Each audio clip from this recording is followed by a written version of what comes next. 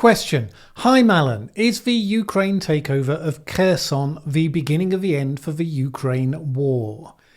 It's an inflection point, but don't assume that such points only go one way, because there's at least one aspect of this moment that not a huge number of people are talking about, but is kind of important. So on the one hand, yes, it could be a pivotal point where the solitary major gain made by Russia gets taken back, and whatever may be said would be much more difficult proposition to retake it again for them. Add to that the growing sense of the G20 meeting this week that Russia's allies are losing their patience with the situation, with its various knock-on effects around the world. We might well point back at this as a momentum shift that proved decisive. But I'm hesitating to do that for one reason. And as I say, it's not been much commented on, but the retreat in this case was much better executed than what had come before. Before, we had Putin directly interfering in on-the-ground decisions, a determination simply not to accept realities, or maybe a reluctance to report reality up the chain of command. And so retreat came about when soldiers broke discipline. They just fled, leaving equipment behind, many of them dying in the disorderly rout. But now General Sergei Surovikin, veteran of brutal offensives in Syria, has been appointed as the first overall commander for the war in Ukraine. Almost immediately, the military moves to a calculated strike on civilian infrastructure and targets, strongly disrupting Ukrainian society. Very soon after, there's a staged meeting with Shoigu where they agree on the tactical withdrawal. Actually, the speed and effectiveness of the withdrawal suggests that it was well underway before that meeting even took place. Possibly it was the condition for him agreeing to take up the post. But it implies several things. First, military tactical decisions might now be in the hands of someone who is actually competent. One former Air Force lieutenant who worked with Surovikin said he was one of the few people in the army who knew how to oversee the different branches, and he was a cruel but competent commander. Now, that competence has been very much missing in recent months, but the latest withdrawal to more defensible lines, with a potential redeployment of forces to other strategic areas, that may well be an indicator that Ukraine is about to enter a new phase, where the challenges to them are better planned, better organised. It's a big mistake in war and politics to think, when your opponents have given you a boost with a series of errors, to presume that they won't learn from those errors and self-correct. Now, that said, it may be simply too late to make a difference. Russia is now short of weapons, it's short of skilled manpower, the morale of its opponents is high, the support for its operation globally seems weaker today than it was even a couple of weeks ago, and indeed too much competent cruelty on the ground may even erode that support further. Russia's operation could suddenly collapse like a house of cards. There are many stress points, but the indicators are this is going to stretch out over a hard winter and at least into spring next year. So I wouldn't get too excited by 1 week's worth of events, including events like this week with stray missiles landing in Poland. Even when it was thought those missiles might have been Russian, couldn't see any rationale why that would have been anything but an accident. Hi Mallen, you've spoken about the division and polarisation that can be seen in society today. It seems to me that this suits social media through continued attention and user data, political parties by appealing to the base, and traditional media for continued clicks and relevance. How is it best to promote a more independent, fact-focused and non-ideological approach in this environment? It's interesting, and you may be right, but I think it's worth stepping back and distinguishing what gives a short-term hit for those entities that you mentioned, social media, political parties, mainstream media, versus what corrodes their proposition long term. Because we get used to this dynamic in other fields, yes? So the person who loves delicious food so much that they eat way too much of it, they find that they get obese and they get diabetes. So at some point they learn to temper the consumption of food, even though they love it so much, because they have to preserve the integrity of the whole system. The thing that people love, drinking alcohol, gambling, watching porn, taking drugs, so on, we become aware over time that what feels good in the short term isn't necessarily sustainable. And companies in those sorts of industries, some of whom I've dealt with on exactly this question, do know that they're in this sort of awkward space where they want to make as much profit as they can without crossing the line that would turn them into the cause of a big social problem. And so I think it is here. So social media.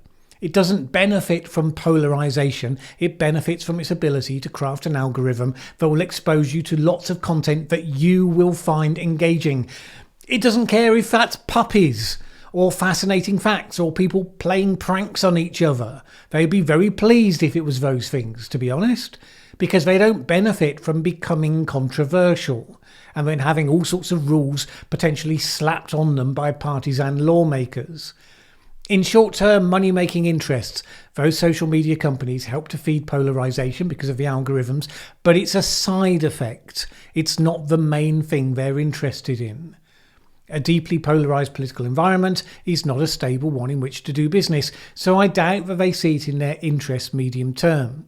People who are not involved with businesses often assume that they only ever lunge for the short term, the cash that's right in front of them. Successful business always has a view to where the market's going, what the risk factors are that could undermine them. Doesn't mean to say there aren't some businesses who fulfill the cynical stereotype. They're bad leaders in every field, but they're not usually the ones that become long-term successes. As for political parties, it depends on the system, but neither the UK nor the US sees huge benefit to the political parties in long term from deep polarisation. That's because we have two major parties who can only be mass parties on the basis that they're part of a broad church. When you have proportional representation, you could have lots of individual tightly defined parties who then form coalition governments. But if you have broad church parties, deep polarisation is a real problem because your ability to win power depends on your ability to appeal to the centre ground in order to win that absolute majority you're trying to win. The political bases get motivated by deep division, but what gets them excited and what gets you actually elected, as Donald Trump found out in the midterms, are not the same thing. Now, the media is slightly different. You can certainly argue that media thrives more with polarisation if it drives interest in their coverage. So it's well known, for instance, that CNN's ratings took a dive after President Trump wasn't there in the White House anymore to report on. But I would say this dynamic affects all media, not just mainstream media. Sadly, independent media is every bit as prone to this, often has fewer institutional barriers to following where it leads, which is why I think so many independent figures and channels seem to have been prone to audience capture, where their previously reasoned voices became more and more deeply embedded in some rabbit hole or another. Now, maybe the social media companies created those rabbit holes as a side effect of chasing clicks, but for the independent media channels, it becomes their core business because it can be the difference between millions of viewers or not. So, with that rather long preamble, let's get to the point of your question: how to promote a more independent, fact-focused, non-ideological approach. And that is a real struggle in the face of those dynamics. I mean, it's kind of heartening that you'd even ask the question of someone whose YouTube channel has been stuck on 20k subscribers for an extended period. Patently and obviously, I haven't cracked the answer to that just yet. I am working on some further experiments. We don't concede defeat. Even so, it is genuinely a hard problem to solve. Because it's like saying, how do you get those binge eaters to put aside their delicious high-calorie foods and embrace smaller portions of healthy foods instead? I mean, you probably can do it. Various companies keep trying to crack that. You're always going to be working against where the incentives naturally lead people. If you become addicted to videos blaming the people you don't like for everything that goes wrong, you're not going to give up that spicy, tasty fare for wholesome, facts-driven, non-judgmental analysis. The human race believes itself to be rational, yet very few of the things we believe in were arrived at by rational inquiry. Mostly we are post-rationalising. So a channel promoting rationalism is always going to be a minority interest, because no side has a monopoly on wisdom, and yet very few people are prepared to accept that applies to their side. Okay, talking about polarisation, this question seems like a good follow-on. In your last Q&A, you mentioned populists in the Conservative Party. What is populism? Surely having popular policies is the heart, the very point of democracy. Why are people so dismissive of it when they disagree with the policies? It sounds a lot like elitism. You're right that the term populism often brings with it a disparaging tone, which is reflective of which side of the debate people are on. And we can put that to one side. The terms of reference of populism are, unsurprisingly I guess, contained within the language of your own question, at least the last part, where you said it sounds a lot like elitism. Populism, as distinct from just popular policies, is the perspective that positions itself on the side of ordinary people in contrast to and in opposition to a group that's described as the elites. So it's based on that division. There's the elites over there, and with that word comes generally things like out of touch, disconnected, interested only in themselves, or alternatively globalists. And then there's the ordinary people who think differently, and most importantly whose interests are not represented or taken into account by those elites. It's a political positioning, not a reality, because the world is not that simple, and the act of making complex things simple often, not always, but usually makes them wrong. So maybe those elites are all of those things, out of touch, etc. Maybe just some of them are, while nevertheless having an important function on some key problems. But it's easy to tar them all with the same brush. In any case, they are imagined to be a homogeneous group. Now, those ordinary people are also unlikely to be a homogeneous group that all thinks the same. They may have problems and interests in common, so they can be addressed by reference to those interests. Which, when you think about it, is how left and right used to be defined. If you were working class, you were held to have interests in common that in those days were particularly represented by the left, which already feels like quite a distant history because the labels have all radically changed since then. The framers of the US Constitution were afraid of pure democracy because they were afraid of mob rule. Now, there's a difference between democratic rule and mob rule. We saw mob rule soon after the French Revolution, and that was an example of populism at its worst, when all the institutional knowledge of countless generations were just indiscriminately pulled down. Society was rebooted from scratch, which then quickly turned into an ineffective and violent mess. So we probably don't want populism at that extreme. But equally, it can certainly be the case that ruling elites become out of touch, lose the popular consent for governing. You might say that over a set period of time, that actually becomes pretty much inevitable. And there are times when a solid populist movement can re-establish balance by ensuring that the political process has to be aware of and responsive to the interests of a wider group of people. Some would hold, for instance, that Brexit was the example of that. The majority of MPs of all parties, actually, were highly dismissive of growing concerns amongst their voters. They said that such concerns were evidence of racism or worse. Whatever Brexit may or may not have been as a policy choice, it very much forced politicians to be more respectful of the fears that turned it into a potent electoral force. Even if you were of the view that Brexit was the wrong action, you might still acknowledge that that particular outcome has been an important shift of the centre. The elites have some arguments too, though. When you get intuitively obvious and simple answers to complex problems, those answers are usually wrong. It's one thing to say that people's interests should be taken into account and defended, but another one altogether to suggest that there are only easy answers, and none of them involve short-term pain for longer-term gain. Populism is unhelpful in the face of such situations. So, for instance, climate change is a thing. It's a global phenomenon. We do need to take action on it. I haven't yet seen a populist response to that challenge that did anything other than assert that the scientists are all part of the elites and therefore lying or wrong. Now, would it be possible to have a populist movement that accepted that sort of issue and came up with a proposition that defended the interests of ordinary people? Of course not.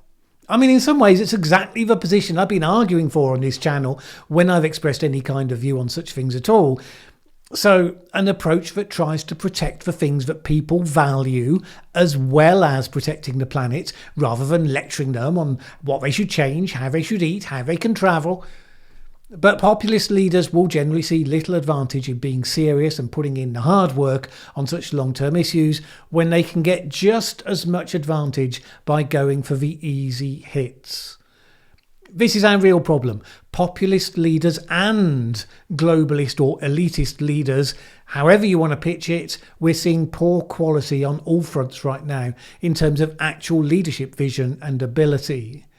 Some of that is because it's much harder to be a leader in a world of complex shifting relationships and multiple points of failure. Why is the one admired and truly effective leader right now the Ukrainian President Zelensky? Because when you're a war leader, you have a much more constrained field of operation and you have a greater degree of unity behind your license to take decisions. Remember, Churchill was a great war leader for which he is rightly remembered and venerated in the UK. He was a disastrous peacetime prime minister, though, which is often forgotten. And quite likely Zelensky would be as well, or at least it would be a lot more mixed than he's currently enjoying. But we've still seen some leaders who were in a more effective class. So in the UK, non-partisans would recognise both Margaret Thatcher and Tony Blair as having been more capable leaders in that complex world. The more you aim to achieve, the more some people are going to hate you for it. But it's hard to identify anyone even aiming at that calibre of leadership right now. Well, actually, no, not quite. Macron is aiming for the slot. He's too peevish and tetchy to match the scale of the task, but at least he's trying. Xi Jinping is probably the other effective leader, which isn't especially good news for us. And another natural next question. Is enough evidence in to draw any tentative conclusions about Brexit? No, all we have are short-term situations. The landscape has been so distorted by the pandemic on the one hand, the war in Ukraine on the other, it is frankly impossible to sort through the various issues and problems and opportunities and pin one specific causality on them. I mean, it doesn't stop anyone from doing it. Partisans will bring total certainty to the question of whether Brexit did or didn't make things better or worse, but it's wishful thinking on their part. There was an old saying that probably turned out to be based on a misunderstanding, but for decades was held up as Chinese long-term strategic thinking. Someone is said to have asked Mao Zedong what had been the significance of the French Revolution, and he replied, it was still too early to tell. It's actually now thought he misunderstood what question he was being asked, thought it referred to something much more recent, but, never let the facts get in the way of a good story. Brexit should logically be like that anyway, to some degree. Over the coming decade, the EU is aiming to develop into a very different political entity. Maybe that development will stretch out over several decades. And it may succeed in that attempt, it may partly succeed or completely fail. We don't know what any of those options are going to look like. At the same time, Britain is going to have a set of constraints and opportunities. It's going to work its way around some of the former. It will either succeed or fail in making the most of the latter. In a decade's time, 2 decades' time, will Brits look at the EU and wish we were still part of it based on what it has since become? Or will we think we did pretty well on the outside, in spite of the fact we had to overcome some obstacles in the short term to do so? There are no short-term effects to help you to answer that question, not least because it all depends on what the different players do next. If the EU plays its hand brilliantly, it will surely look rather different to if they end up in a bureaucratic mess. If the UK nimbly seizes the opportunities of independence, it will look rather different to if it completely fails to organise itself to do anything like that.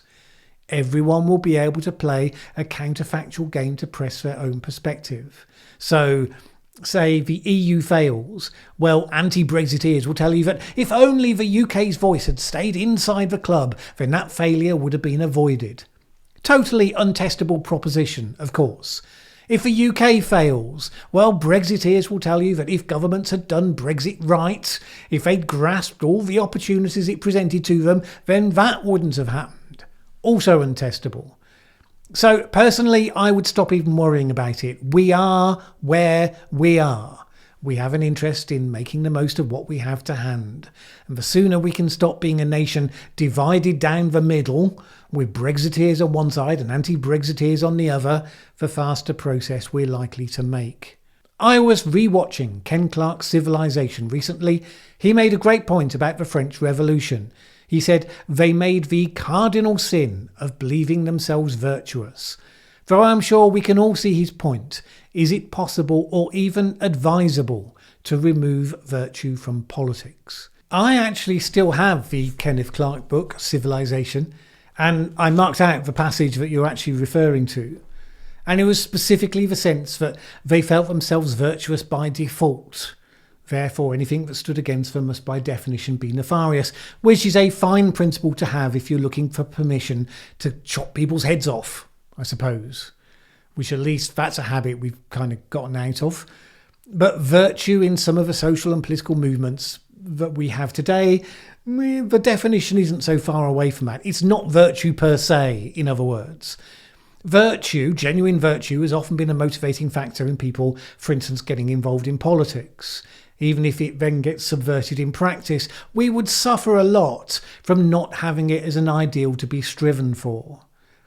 But the sort of virtue that Clarke talks about is more about the belief in your own infallibility, that you will be judged as correct by history.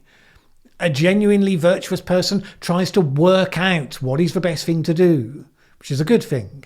But that so-called virtuous person decides that whatever they fancy doing will be virtuous because it was done by them, which is obviously an invitation to be grievously wrong, because there's no checks and balances at all. It's how we get that if you question certain propositions in the modern era, then you end up being labelled as something unspeakably unpleasant, whether it be a racist or a transphobe or as Islamophobe or all sorts of various flavours of derogatory and accusatory labelling. And it's not just one side either. That's exactly an example of the so-called virtue that Clarke attributed to the French Revolution. You question my orthodoxy. That makes you a heretic by default, and we burn heretics. So I think the key thing is to distinguish the label from how it's misused. Genuine virtue in public life, or striving for it anyway, is a good thing, in spite of the fact that, of course, some people falsely believe themselves to be virtuous and are fooling themselves, and that they use that then as their excuse to be doing bad things to other people. The fact that they're wrong about their virtue doesn't bring the concept of virtue into disrepute. Let's not give them that much power. All right, that's all the questions for this time. I still have a few in hand, so if you're a patron and you've asked questions, they will be answered soon. If you are a patron and you would like to ask new questions, there's still space for that as well. I will see you for the news roundup on Friday. Thanks for watching this video. If you liked it, please share with anyone else you think would also enjoy it. Word of mouth is really important to us. And if you've not subscribed yet, what are you waiting for? As the saying goes, that subscribe button won't smash itself.